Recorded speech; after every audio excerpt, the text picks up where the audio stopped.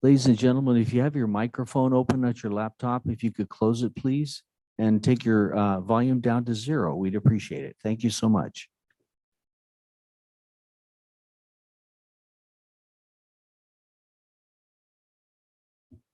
I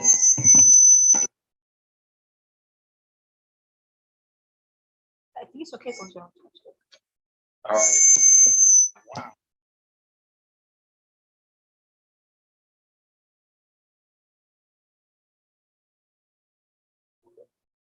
Good afternoon, everybody. Can people hear me on Zoom? Can people hear me? Yes? Oh boy.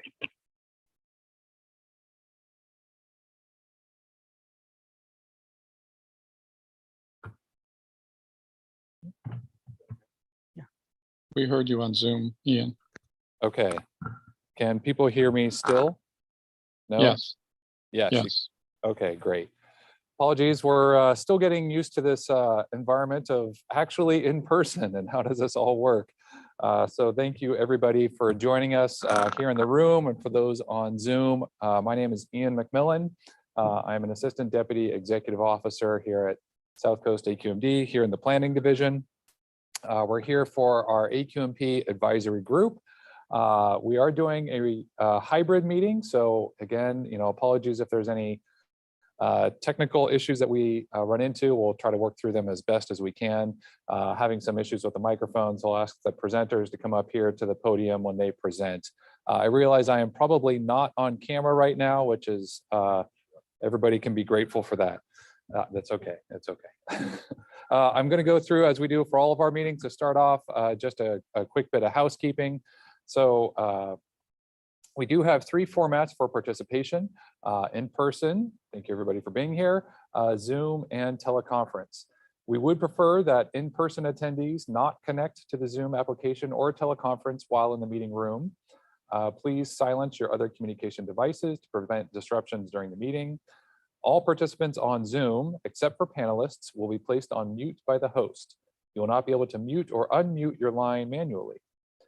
After each agenda item, I will announce public comment. For those in the room who are not advisory group members, please use a blue speaker card to submit your request to make public comment. Your name will be called when it is your turn to speak. For advisory group members, if you do want to make any comment, raise your hand or just put your card up. Either one works. For those on Zoom, if you would like to make public comment on the Zoom screen, please click on the raise hand button. For those calling in by phone, you can dial *9 to signal you would like to comment. Your name or part of your phone number will be called when it is your turn to comment, and the host will unmute your line automatically. Speakers may be limited to a total of 3 minutes or less for each item. A countdown timer is displayed on the screen for each public comment. And please note you can hang up and/or leave the Zoom meeting at any time. As always, please adhere to the speaker time limit and treat others with courtesy, civility, and respect. Failure to do so can result in your mic being muted or you being dropped from the meeting. And then lastly, please be aware that this video conference meeting is being recorded.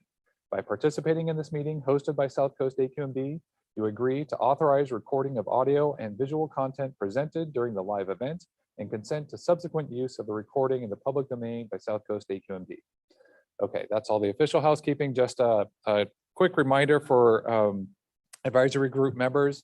Again, thank you for those who are attending in person. We do have 1 remote location available that was announced on the agenda. If there are any advisory group members who are not here in person or at an announced location, they can watch the meeting, but they cannot participate in the meeting. So they can watch separately, but if you have any comments, you would be able to come to staff afterwards. We'll also have future meetings that you can participate. Okay, with that, I think we're going to go ahead and jump to the first agenda item, if that's okay. And then I'm going to ask Paul to set that up. You got it.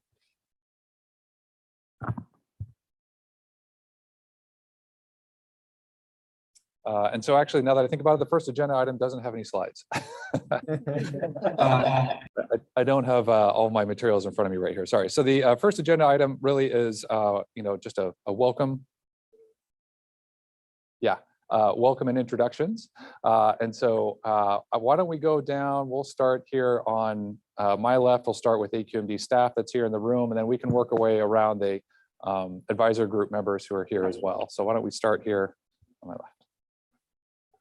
Afternoon, Catherine Roberts. I'm an attorney at the General Counsel's Office. Hi, I'm Sarah Reese. I'm a Deputy Executive Officer for Planning. Good afternoon, I'm Sengmi Lee. I'm Planning and Rules Manager. Hi, Eric Brasky. I supervise the Policy, Climate, and Energy team. Hi, I'm Rosalie Mason. I'm Administrative Assistant in Planning. I'm Scott Epstein. I supervise the Air Quality Assessment / Meteorology team. Mike Krause, an Assistant Deputy Executive Officer in our Planning and Rules Division here at South Coast. Mike Morris, Planning and Rules Manager. Craig Osterman, JPO. Kim Fuentes, South Bay Cities Council of Governments, Deputy Executive Director. Kurt Coleman, Executive Director, Southern California Air Quality Alliance. Dan McGivney, SoCal Gas. Bill Lamar, Executive Director of the California Alliance of Small Business Associations. Rothbard, Air Quality Committee Chair for the Southern California Alliance of Publicly Owned Treatment Works that has been renamed to Clean Water SoCal. Pacific Merchant Shipping Association. Southern California Association of Governments.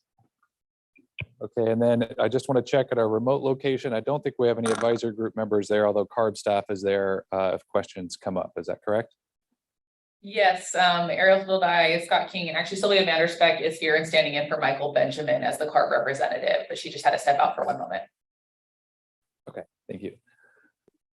Okay, so appreciate everybody attending today. One of the other things we had on this first agenda item is approval. Generator at the site is currently. I'm sorry.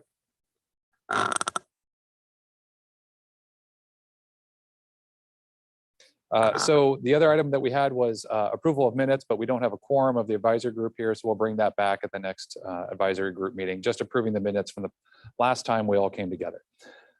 So with that, I think we'll go ahead and move on to the reason that everybody's here, start talking through the presentations that we have.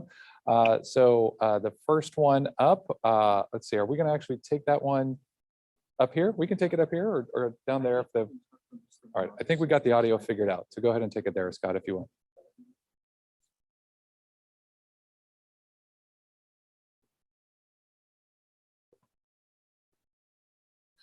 Hi, everybody. Like I said earlier, my name is Scott Epstein. I'm the program supervisor of the Air Quality Assessment / Meteorology group. And I'm going to talk about PM 2.5 levels in the South Coast Air Basin. Next slide. Okay, so just a quick outline here. So first we'll talk about some kind of general factors that influence PM 2.5 levels in our region. We'll then go into PM 2.5 design values. So these are the values we use to compare with the National Ambient Air Quality Standards. Look at trends in these design values, and then discuss the levels that we saw in 2020. Next slide. Okay, so here's kind of a general background in what factors influence 5 levels in our region. Is it not? Is the mic off? Switch mics. Okay.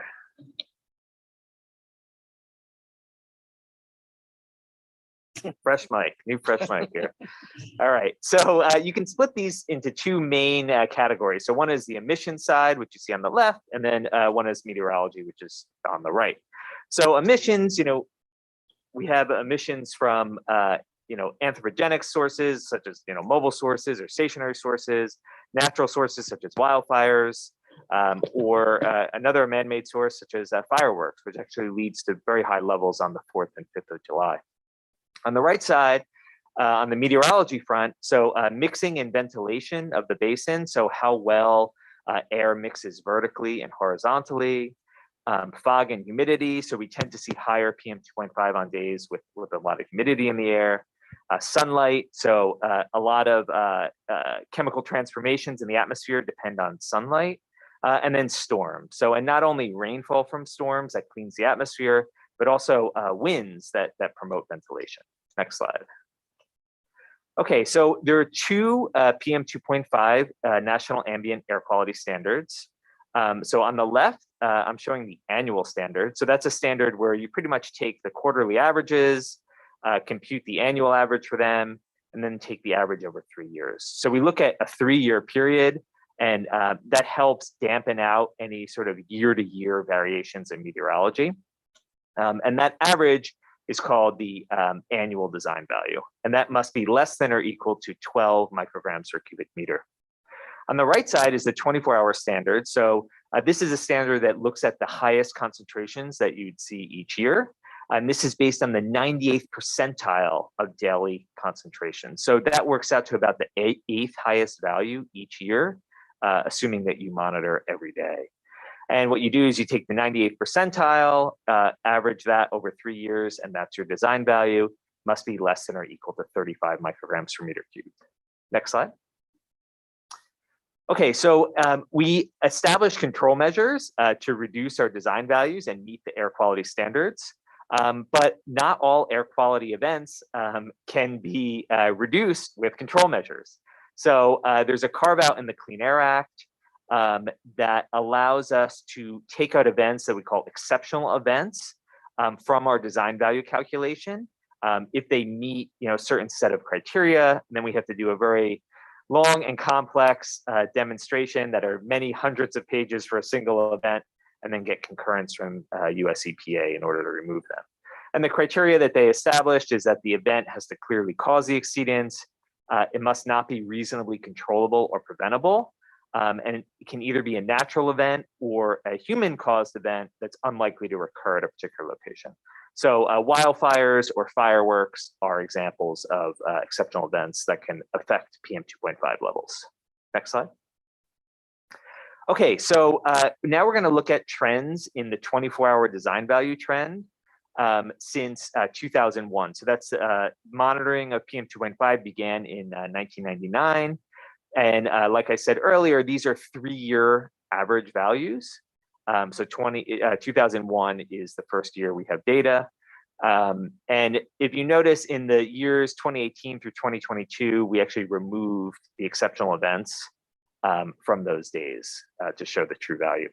So there's a few take homes from this plot. So for this 24-hour design value, there have been significant reductions since monitoring began, roughly about 50% reduction.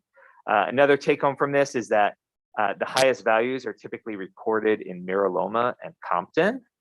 And then the third take home is that in both 2020 and 2022, our 24-hour design value was 35 micrograms per meter cubed. So we met the standard in those 2 years.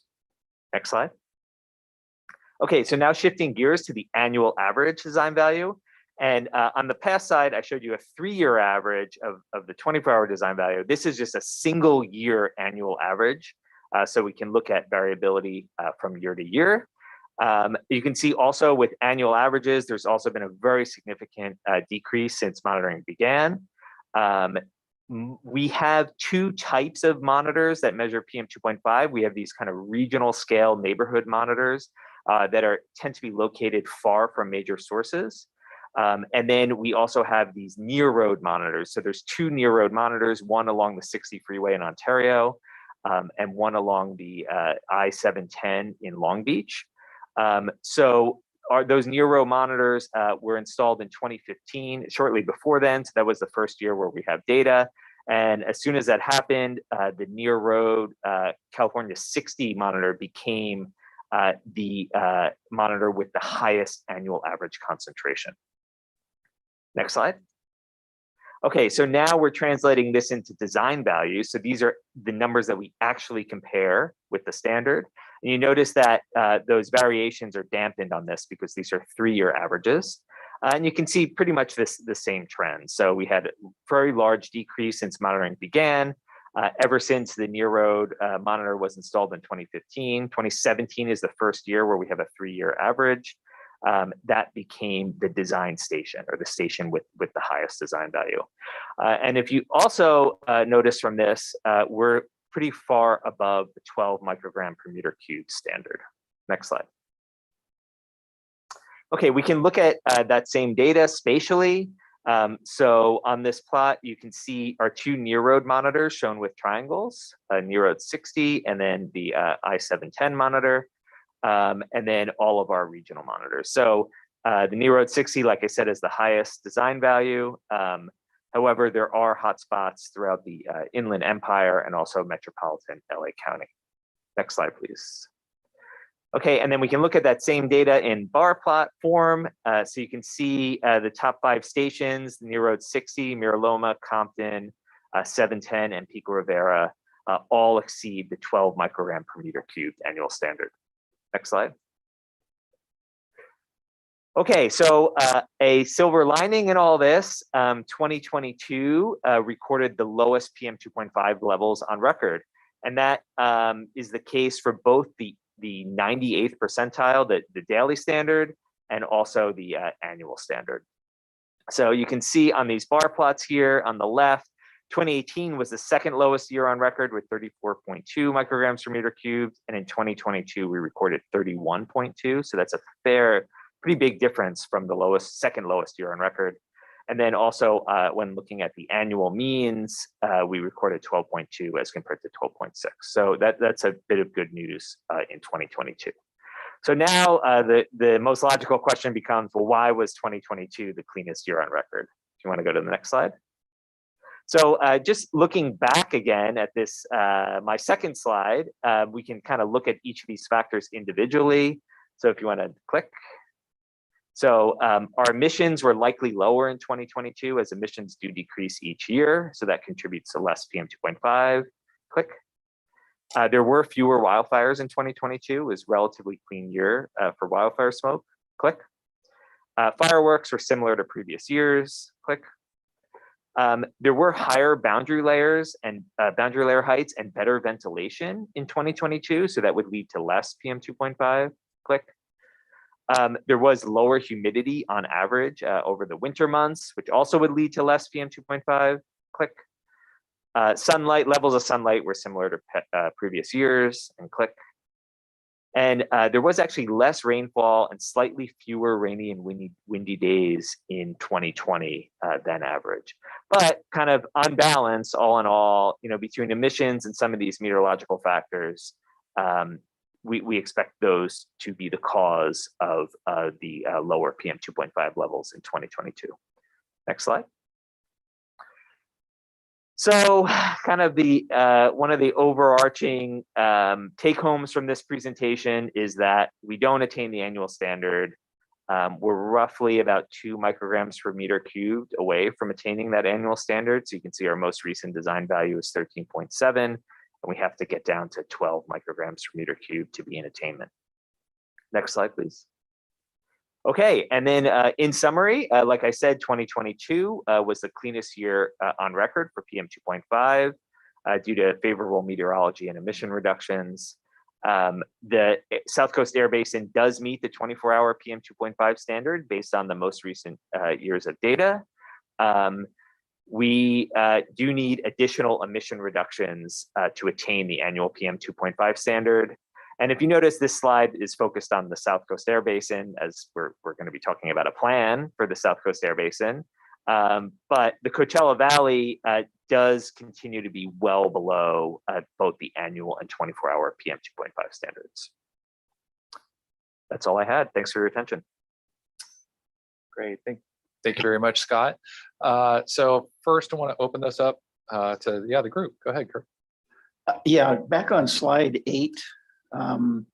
The annual average design value trend. It looks, you said the near road monitors, California 60 and Ontario are now the highest ones for considering determining design value.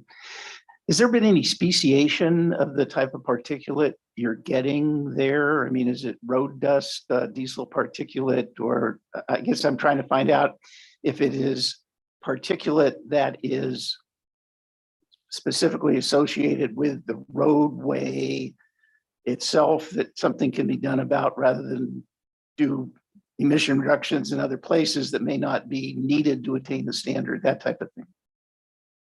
Yeah, so we think about this question all the time. So actually, we don't yet have speciation. Speciation is collected at our super sites. It's pretty hard to do those sorts of measurements on a routine basis. But we have been in some talks internally to get some more speciation information at the near road monitors. However, what we can do is we can compare the near road monitors with like sort of a partner monitor that's a regional monitor. So like the Miraloma monitor is a good partner for the CA60 in Ontario. And we do see that concentrations are kind of on the order of a microgram or so higher at the near road monitors. We see something similar in Long Beach at the 710 monitor. So, you know, our hypothesis is that difference is due to some, you know, roadway impacts, whether that's road dust or emissions themselves. Right. I mean, probably not a whole lot you can do about road dust, but you expect the diesel particulates to be coming down given controls on trucks and things like that. So I can chime in a little bit more, but that's really good observation. So there are multiple factors that affect near road PM levels. So one is, as Scott mentioned, the road dust that affect. And second one, as you mentioned, that the exhaust, the tailpipe emission contributes as well. There is some evidence, I mean, inventory-wise, there is a strong evidence the emissions from tailpipe goes down. So that should be reflecting in your road PM levels. So some preliminary data is showing that the differences between your road station and the partner station, as Scott mentioned, it's some sort of neighborhood scale stations, the differences is getting smaller. So that representing that the tailpipe emission is going down and the contribution getting smaller. However, there is also non-tailpipe emissions coming from vehicles as well, such as tire wear and brake wear. So we are looking closely for those emissions as well. Just one additional thing is, also just reiterating the Scott's point, the differences between near road versus Miraloma, which used to be the highest design site in the basin, is getting smaller and smaller. So even though we do not have speciation data readily deployed at this point, I think the composition and Miraloma representing the Ontario 60 are fairly reasonably.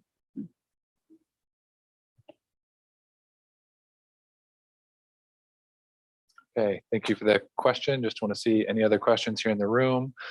Don't see any there as well. So at this point, you know, we did just kind of want to present the basic data first before we go on to the next agenda item, looking more at the plan itself.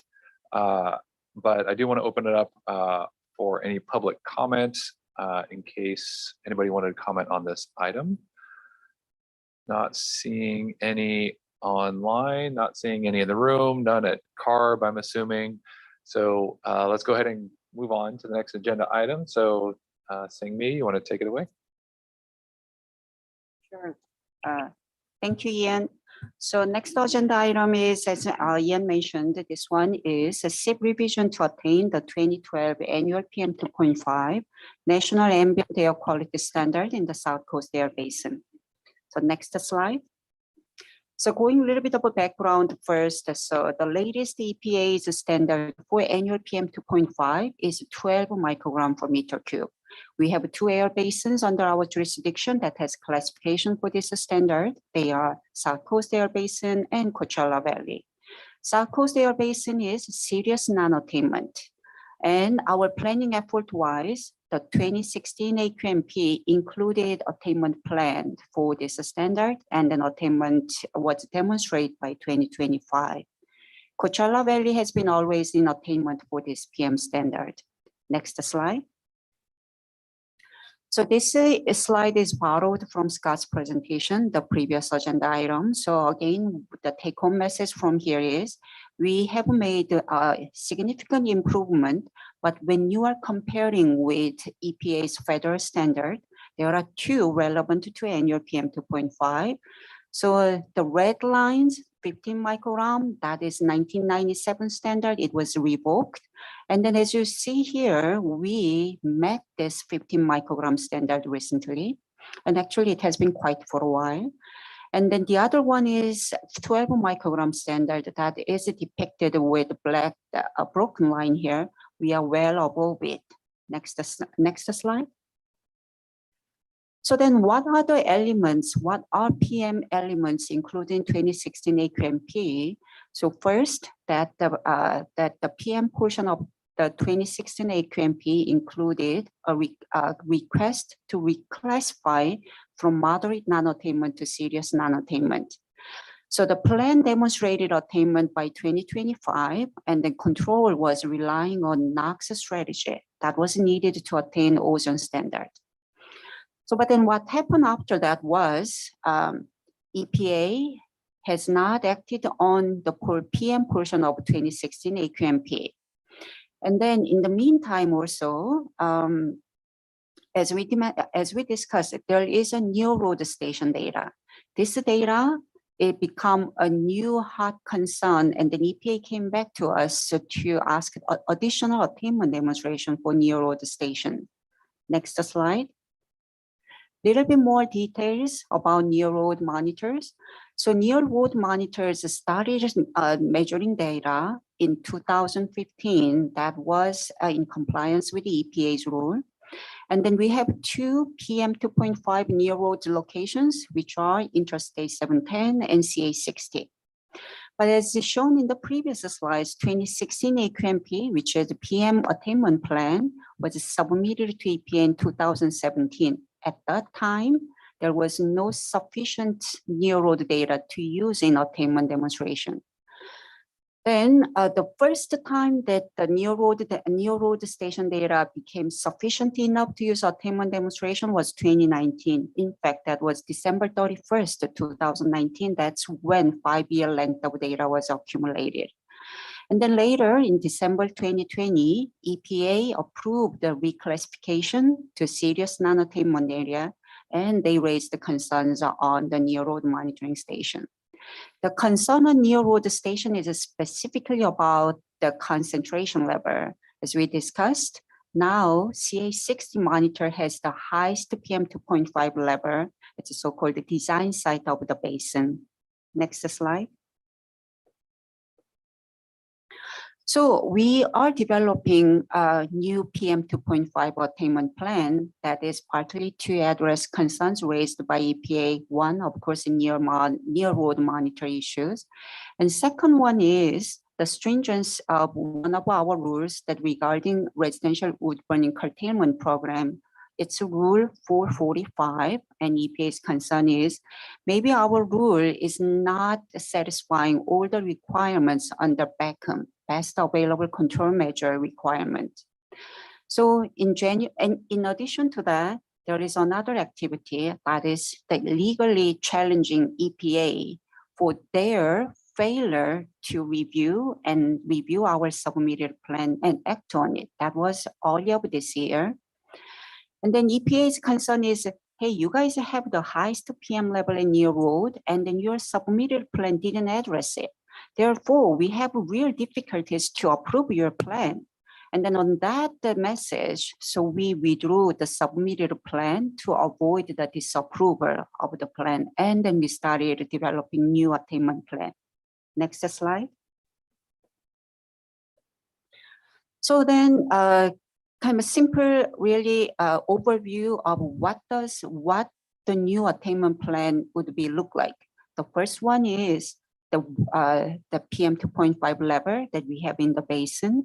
As we discussed, it is 13.7 microgram per meter cube. That is the latest design value. Compared to the target, which is 12 microgram per meter cube, it is way, way above the target level.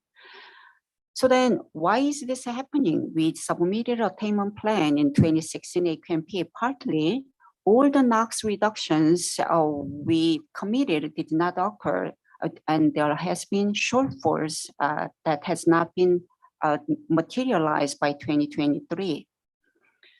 And then, so this plan, considering the current level of PM 2.5 levels, this plan planning to request extension of attainment due date by 5 years to 2030.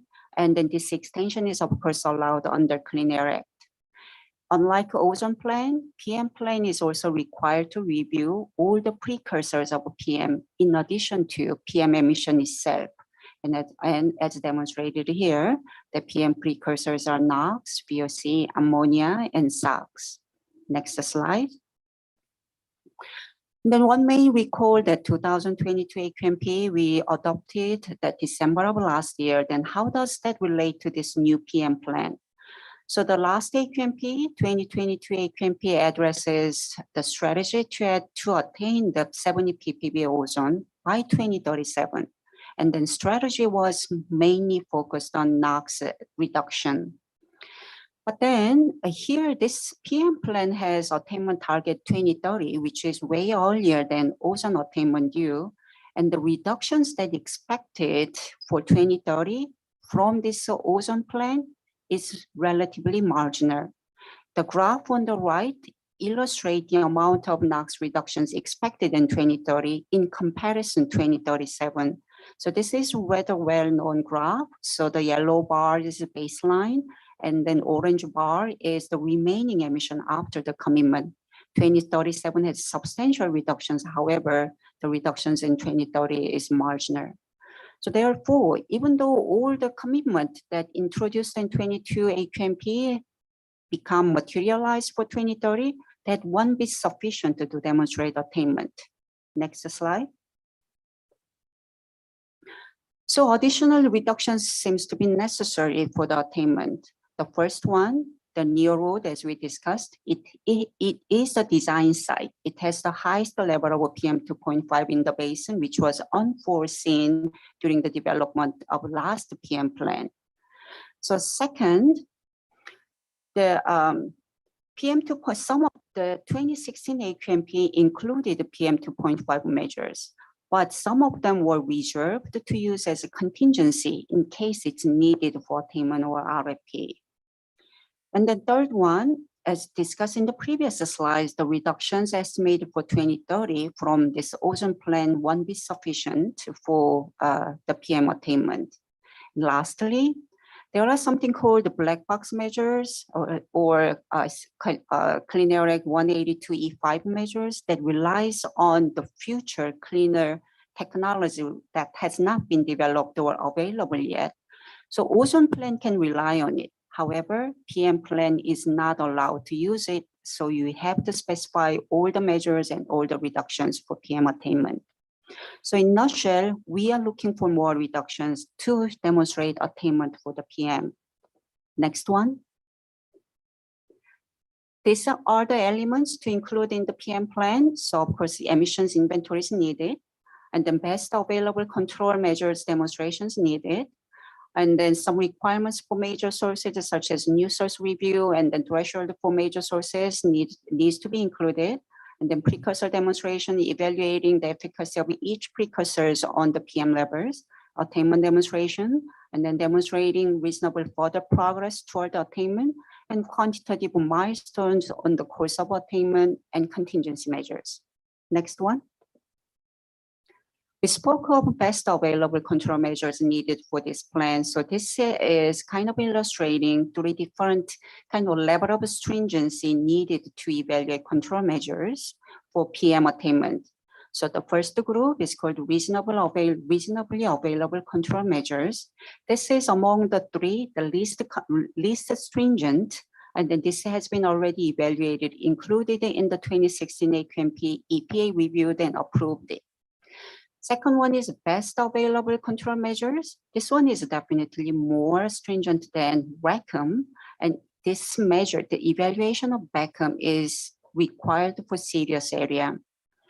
On top of it, there is a more stringent one, as the name indicated, it's most stringent measures, and this one is needed to request a 5-year extension of attainment, and then all the measures identified as MSM needs to be implemented no later than 1 year prior to attainment dates. This current plan we are developing will include BACM and MSM. Next slide. This is kind of a source of all the approaches to evaluate BACM and MSM. So we have to evaluate all other district control measures. We're also evaluating EPA's guidance documents. We're evaluating the EPA's whole slew of the menu of control measures available online, and then also control measures previously evaluated but deemed infeasible, EPA's technical documents, and then control measures included in other non-attainment area. Currently, staff is performing this BACM and MSM evaluation, and then we plan to bring it back to advisory group soon. Next one. So this is just a recap of the PM control measures included in the last AQMP. It had 10 different stationary source PM measures, but out of that, only 3 had quantified emission reductions. And they are emission reductions from commercial cooking, more specifically under-fired charbroilers, and reductions from manure management, and then also reductions from green waste composting. Staff is revisiting and re-evaluating the technical and economical feasibility of these measures since it has been 7 years has passed since the last evaluation has been conducted. But it doesn't necessarily mean that we are including all of these measures or we are including all of this amount of reductions in the new plan. Those are under evaluation and under development. Next slide. So then what are additional control measure concepts? Those are, the first one, we are pursuing co-benefits of the control strategies included in the 2022 AQMP. So when NOx is controlled, sometimes it can be controlled through new boilers or new furnaces that can have more fuel efficiency, and then it has concurrent reduction of PM 2.5. So that is the co-benefit, the path. And also we are looking into opportunity to accelerate the implementation, if any. And then in addition, we're looking into the possibility of reducing directly emitted PM 2.5 and then evaluating efficacy of other precursors of PM as well, in addition to NOx control.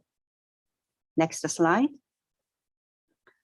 So looking beyond this 12 microgram meter cube plan, as you may all know, beginning of this year, EPA proposed to strengthening the annual PM 2.5 standard from current level, which is 12 microgram per meter cube, to the range of 9 to 10 microgram per meter cube.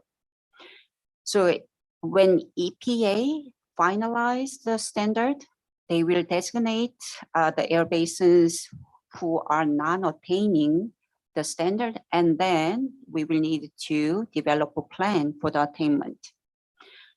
While the controls to attain 12 microgram may be challenging, those control measures will definitely assist to attain the future more tightened, the EPA's federal standard. Next slide. So this is a general timeline and public process we have in mind to develop this plan. So this is a summer and fall time of this year. We reconvening AQMP and STMPL advisory group meetings. This is definitely first of them. And then fall of this year, we planning to host regional public workshops and CEQA scoping meetings. And then early next year, we'll host the regional public hearings, and then we'll bring this plan to our board for the consideration and public hearing. And it will be submitted to EPA via CARB in late spring or early summer 2024. Next slide. So the summary is South Coast Air Base needs currently serious non-attainment for 2012 annual PM 2.5 standard. And we withdrew the PM 2.5 portion of 2016 AQMP to avoid potential disapproval by EPA. New plan is under development, which is going to be comprehensive and include controls that targeting the PM 2.5 and then beyond the controls may be listed in 2022 AQMP. And then this plan will be brought to our board for consideration in spring 2024. So this concludes this agenda presentation. Thank you for your attention. Great. Thanks so much, Sangmi. See, we're starting to get some comments already here. I think, David, I saw yours first. Thank you. Thank you for the presentation. Very informative. I have a question about, I guess the first question would be the inventory. Do we have an understanding at this point of what the major contributors are to non-attainment? Is NOx the major contributor? Because it seems like that's a primary feature we're relying on. And if so, I have a follow-up question. Yeah, thank you for your question. So depending on which pollutants we are looking at, the major contributor changes, right? So NOx is definitely very important pollutants. And then, as you mentioned, we continue pursuing co-benefits of NOx reductions. But at the, let me take one step back.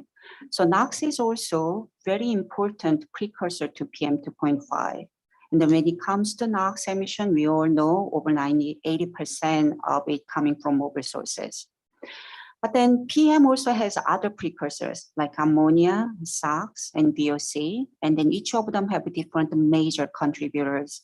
It also has direct emitted PM 2.5. When it comes to that, stationary source has a significant contribution in addition to mobile sources. Understood. That's where I was going to go as far as if we're relying on NOx reductions. If mobile sources, federal sources are the primary source of the NOx, and getting control on that, we're already relying on CARB and EPA to control those sources, and their timeline to get you those emission reductions are going to be further down the road than we need. Are we setting ourselves up for failure relying on that? It comes down to where all the emissions are coming from and how best to get the reductions. But I'm suggesting relying on CARB and EPA to get them quicker from the mobile sector might be problematic. Yeah, you raise a good point, David. I think you're highlighting a key theme from the 2022 AQMP, and that same theme applies, we think is going to apply really in this AQMP as well, addressing PM. But there are some differences. So, directly emitted PM is an important contributor. I think we'll be coming back in future advisory group meetings and talking a little bit more about the inventory, looking at what's contributing to PM. This was really just trying to. It's hard to get everything all out at once. So we're going to come back and dive in a little deeper because that really informs a control strategy, right? What it is that we're thinking might be done, whether it's federal sources, there's a lot that needs to happen on that. Obviously, state has some control on that too, but some of these direct emitters, that's something we'll be talking about as well. Thank you, appreciate that. Yep. Go ahead.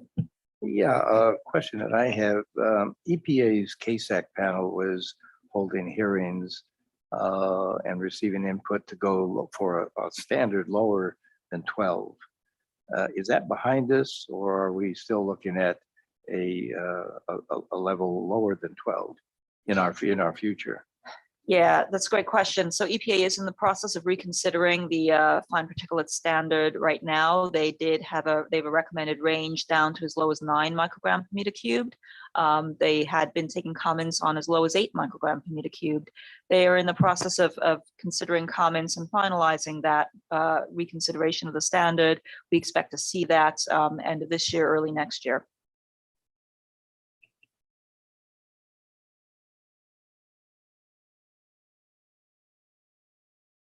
Okay, thanks. Dan?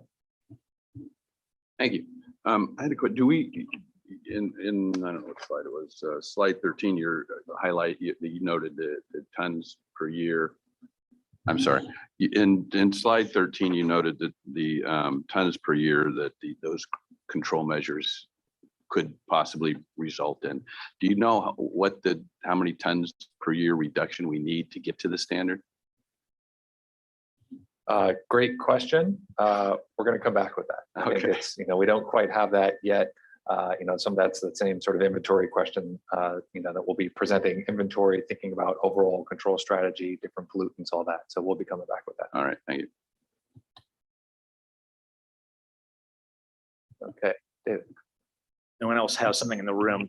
Follow up, as far as there's a comment about having the highest near road monitoring results in the country. I'm curious, how do we compare to other parts of the country?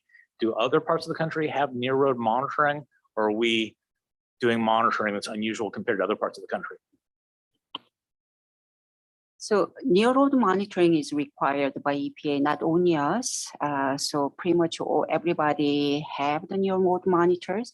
However, one thing for sure is with respect to 12 microgram per meter cube, we are the only air basin that has near road monitor being design site. So meaning that no one else has near road PM levels as high as neighborhood site locations. So it is a very interesting situation we have. We're lucky that way. Okay.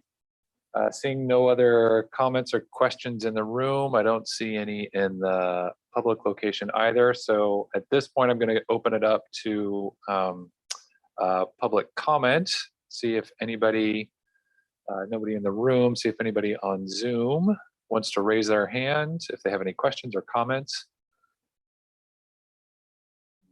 Not, there's one up. So Mark Abramowitz, you have your hand raised. Go ahead, you'll have 3 minutes for public comment or questions.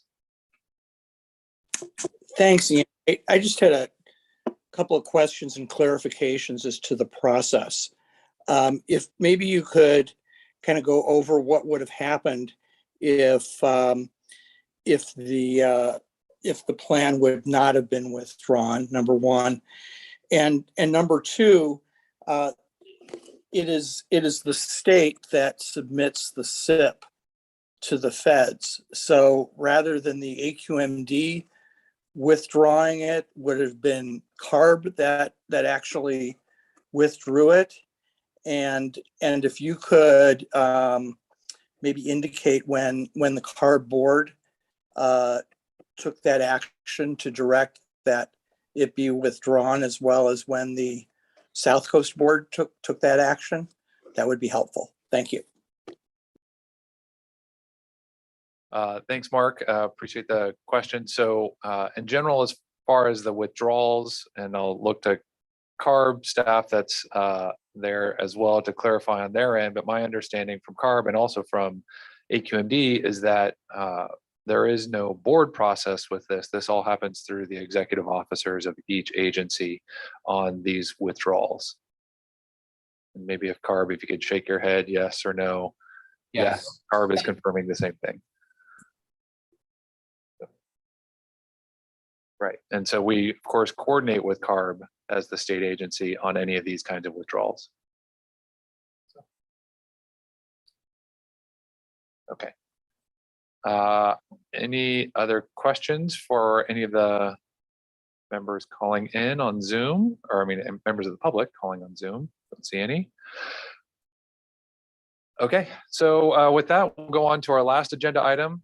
So I think this last one is just really looking at sort of more process. So looking at our advisory group membership, we have a very large advisory group. Looking across all of our advisory groups, I think we are the winners. We have the most. So, you know, pick a team, we're going to win because we have, I think, 70 members. But as happens when you have a large membership like that, a lot of changes are going to happen along the way. So I want to talk through that a little bit. So next slide. So just general process, you know, for how the membership is determined, that was all through a board process dating back to the late 90s. And this blue ribbon panel described how the various advisory groups to AQMD are formed. And so following that same process, the advisory group term is 4 years. And once that's expired, then, you know, we need to go back to the board to re-up that membership. Next slide. So I think folks here pretty much know the purpose of the advisory group, right? To advise us on the air quality management plan. We have 70 primary members, 34 alternate members. Looking through that list, I see a lot of those are already out of date. Just people have moved on either in the organization or outside of that organization. So for that reason alone, we know that we're going to need to do some updates. But what we're looking to do here is to kind of take this through the process that bring recommendations for new membership to our board that goes through our stationary source committee. The chair of the advisory group is either the chair of the board, but traditionally it's staff that is the one that's chairing this in the planning division. All of these, of course, are Brown Act meetings, and so that's why we're here in person today, and we'll be continuing to do those following those same procedures. Next slide. So what we're asking is that any of the members, if you would like to continue to be a member, or if you would like to have a different alternate, or a different new primary member or anything like that, just let us know. We're going to be taking these recommendations to our stationary source committee in August. So we're really seeking the input from the advisory group. Of course, everything is subject to board approval. So next slide. So we ask that you send everything to the contact on the screen. Eric, raise your hand to Eric, and we'll compile everything and then send that back, or send that on through to our committee. So appreciate everybody letting us know. And I think affirmatively, yay or nay, don't just assume that passively you would move on to the next stage. So, affirmatively, please let us know, hey, I'm still interested. Okay. Any questions in the room on that? Not seeing any. Don't see any at the public location. So open this up for public comment. Not seeing any public. Oh, yes. Go ahead, Are there bylaws or anything about what constitutes a quorum? I mean, if you got 70 members and only 15 show up, we may never get minutes approved. So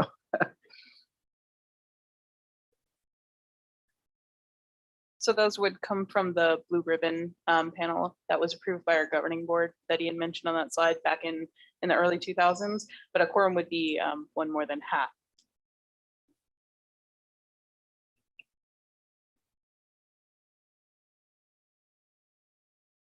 Yeah, that's further encouragement to get higher attendance. But I think as we go along in this, as we get, this is an introductory meeting, appreciate, people paying attention here. It might get more interesting as we get farther along in what we're proposing. So membership might naturally go up. Dan? Yeah, I'm assuming that's one more than 50% of the, the members, not including the backup members. Or yeah, just I know when we used to have the Home Rule Advisory Group, I believe there was a provision that if someone missed 2 meetings or more than 2 meetings without an excuse, they were subject to being removed. I don't know that you want to remove anybody, but it would be, you might want to consider something like if people are not attending consistently, they move to an inactive status, and then it would be a majority of the active members of the committee that could approve minutes and recommendations, something like that. So just a thought. I don't know how this is going to shake out, but in the past, the big ticket AQMPs have been the ozone ones with, and I think the next one coming up with heavy electrification is probably going to be, garner a lot of interest, but this PM 2.51, there may not be as much interest in as we work through this. So just a thought. Yeah, appreciate that, Kurt. That's something we can take back. Any changes to the membership, it's not at the staff level though. It would be at the board level, but yeah, it's a suggestion we'll definitely take back. Yeah. Just to follow up on that, do we approve minutes at this committee? I don't recall us ever formally approving the minutes. Yeah, so I think it was just before you walked in, that was the very first thing we covered, that we would have approval of minutes. That was the first agenda item, but because we don't have a quorum, we'll hold it over until we get, the next one. Okay, I do see one person has their hand raised. So Jed Holtzman, you'll have 3 minutes to make your comment or any questions. Thank you so much. My name is Jed Holtzman, representing RMI, and really appreciate the conversation today and the great data presentations. Just to speak briefly to this, I guess, membership, would suggest that the agency consider active outreach to missing folks, I guess, to the advisory group member commenting on potential, movement to inactive status or something like that. Definitely want the group to be able to move forward and do its business and not be hampered by attendance, but also really conscious that folks in different categories of participation have really differential capacity to take time out during business hours to attend an advisory meeting, especially a meeting that is in person with a region and district as big as this one is.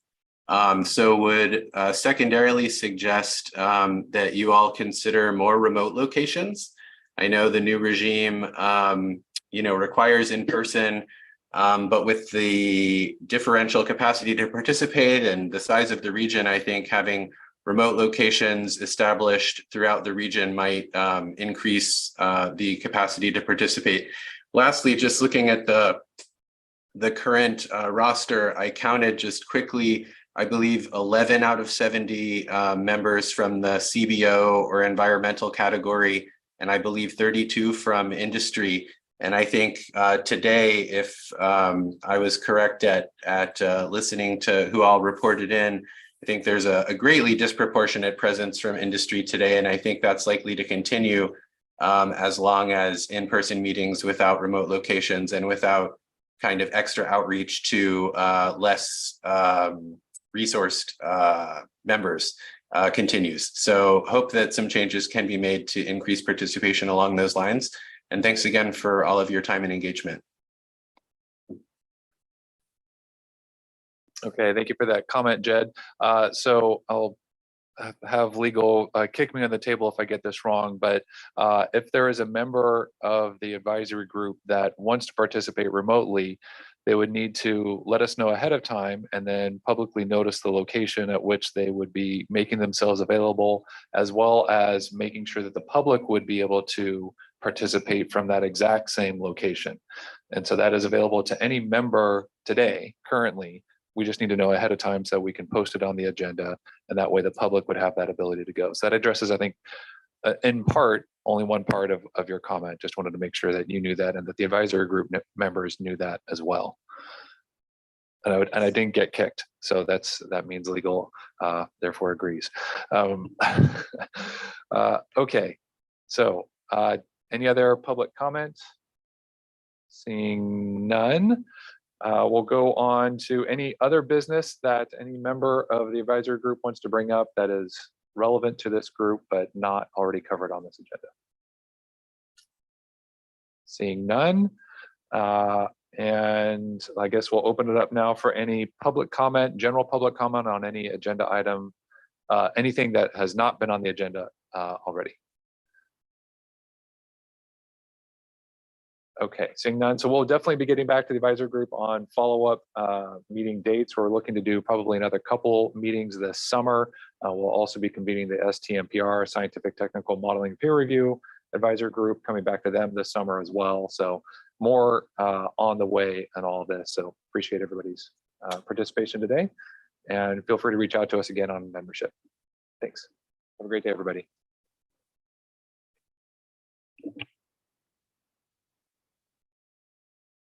We have lots of refreshment, coffee and whatnot there. Please take them.